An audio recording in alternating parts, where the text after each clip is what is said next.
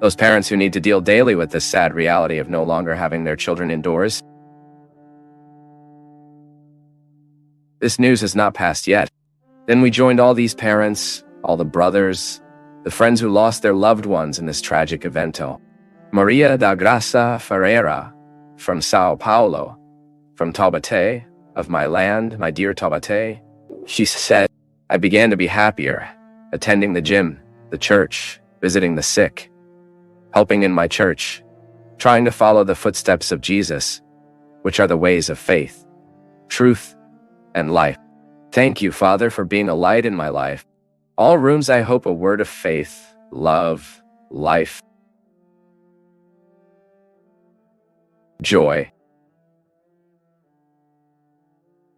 which is what the Lord has brought to all of us. Always be a priest of the people. Thank you so much, Maria da Gratia. It is ours, as I said here earlier. It is our satisfaction to know that we participated effectively, that God could count on us to act in the lives of his people. This is the true incarnation of Christianity in U.S.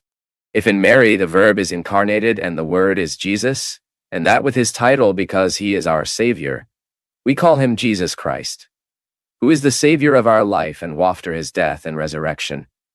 He continues in the world, putting us at this opportunity very happy to be the legitimate representatives of his presence. The Christian who takes his Christianity seriously embodies the opportunity to be Jesus again, to offer to the other. Increasingly from the conscience we have to offer to the other. A Christian conscience, a Christian way, a Christian word, because that's what the world needs.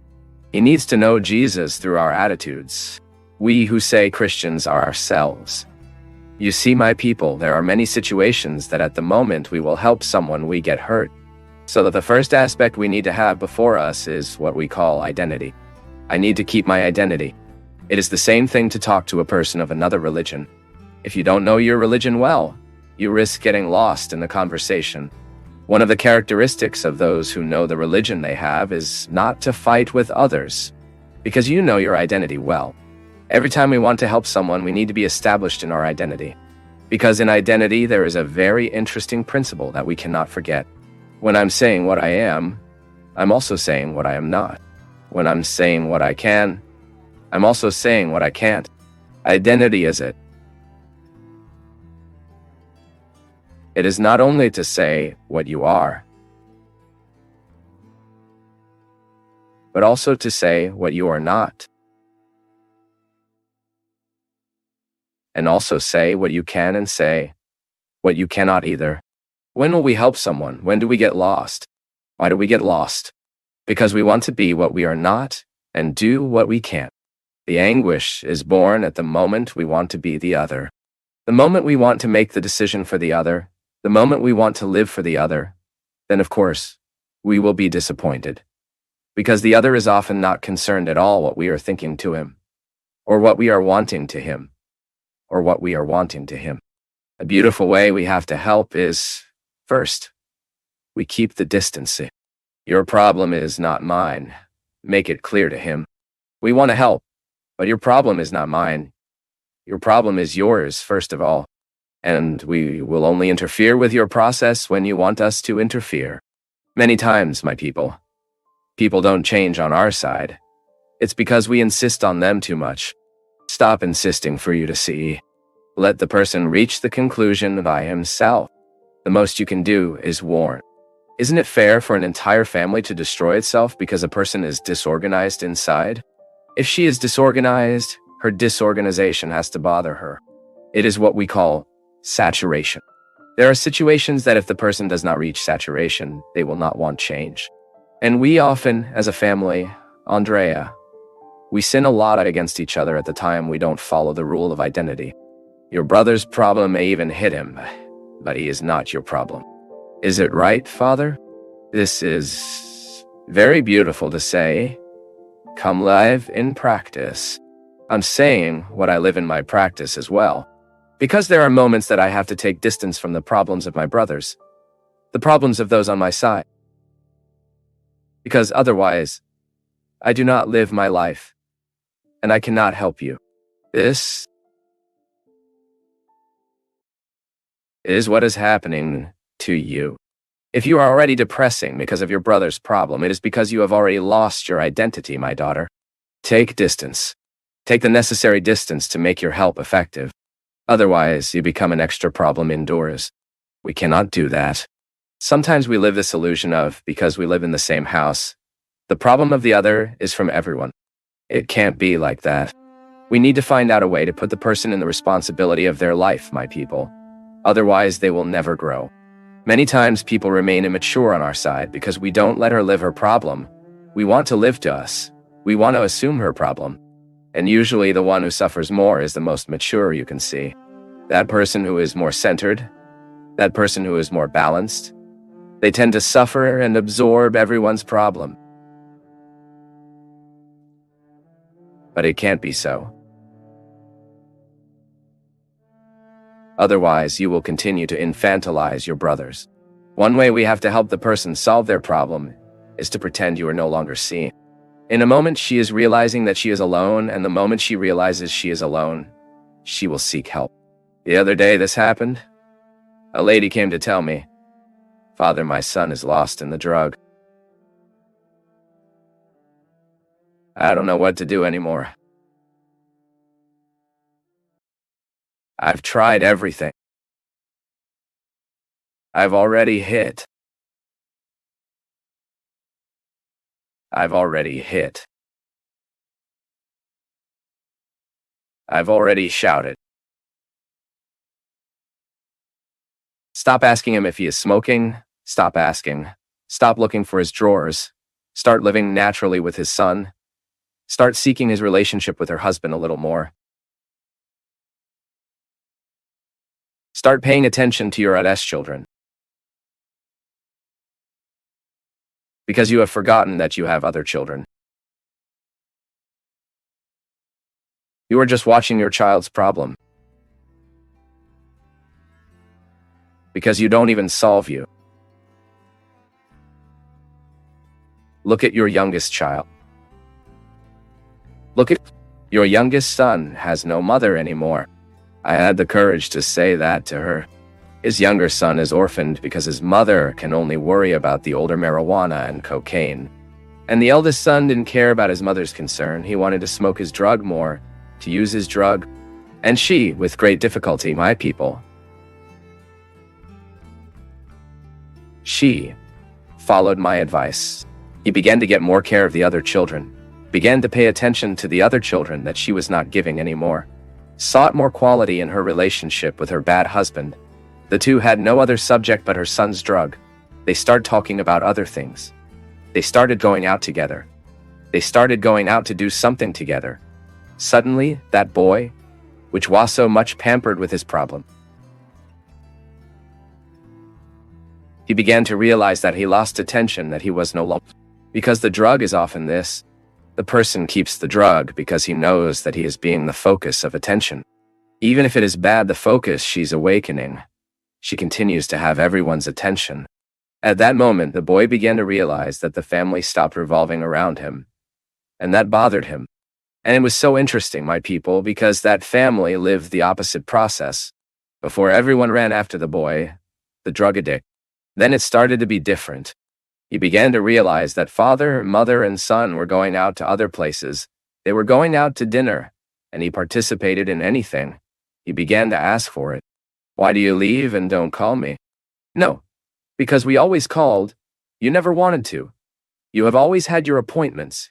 You have always had your life. But the day you want, you can come with us. You will always be our guest. That approached the boy from his father.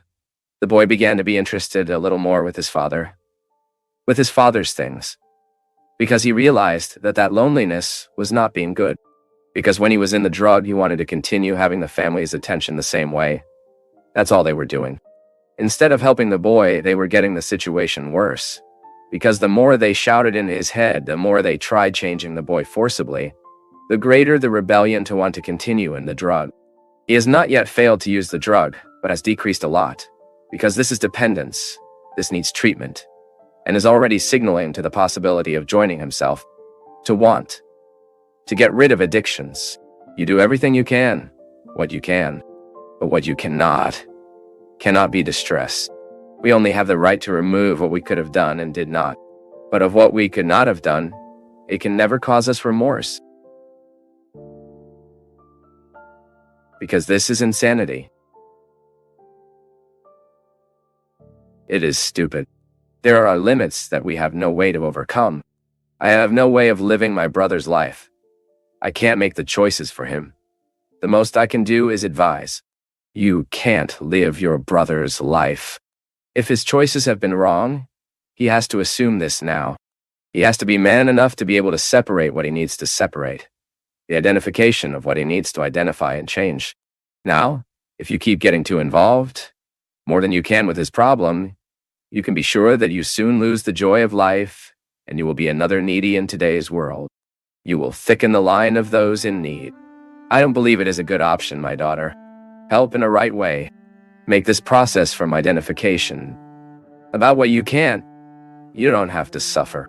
Previously, that we need to organize mourning, that we have to do something for us, the moment we realize that we are immersed in a moment of sadness, anguish, anxiety.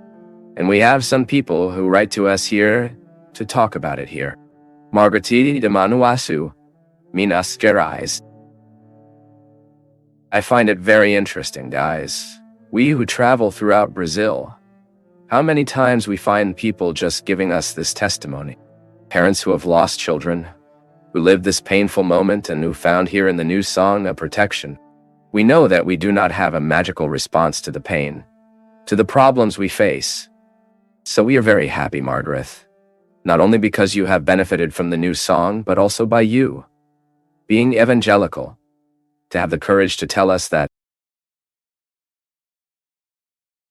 our communication vehicle did your heart good. We feel very honored all since we find a person who had his life modified for the better because of the work we do. Maria Virginia Pereira, she said that through the program we help her a lot. She said she thought that after her mother's death, she would live a depression, and that's not what happened. The spiritual direction program, the new song, helped a lot in this process of overcoming. Good, Maria Virginia. We are very happy that we were an instrument of God in your life. God helps us through people. I always like to stress this. Divine providence manifests itself in our lives through human realities. Why?